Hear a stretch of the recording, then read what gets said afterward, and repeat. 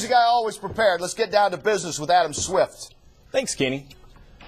With the recent missteps of Affliction and Elite XC, the field appears to be cleared, at least momentarily, for the UFC to continue its dominance of the MMA industry. However, the absence of strong competition doesn't mean that the company doesn't face challenges of its own. The UFC finds itself at a pivotal moment, the changing of the guard from its first generation of stars to what it hopes will be its next. The UFC's unprecedented success since 2006 has been built chiefly on the backs of four men: Chuck Liddell, Tito Ortiz, Randy Couture, and Matt Hughes.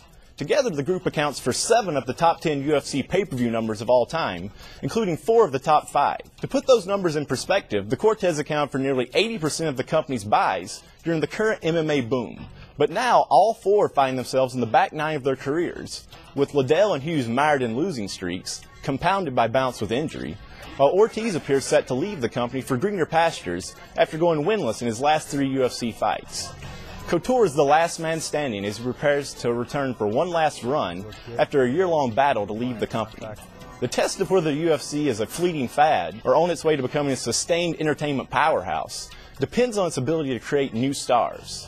The results thus far are promising, as Quentin Jackson, George St. Pierre, Forrest Griffin, and Brock Lesnar have all shown signs of emerging as new pay-per-view draws. Lesnar's pro wrestling crossover appeal helped generate 650,000 buys for his Octagon debut, while St. Pierre, Griffin, and Jackson all cracked 500,000 buys in their most recent outings without the help of the old guard. Less encouraging have been the results for Anderson Silva, who, despite being arguably the best pound-for-pound fighter in the world, has struggled to draw on pay-per-view.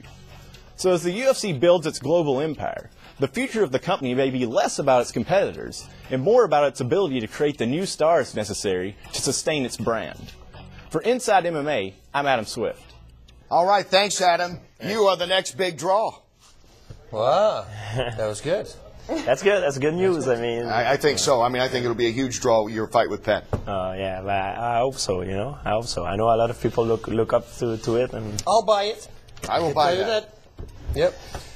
I'll have the best place. I have the VIP place for that fight in the Octagon. The best one. Up close and personal. All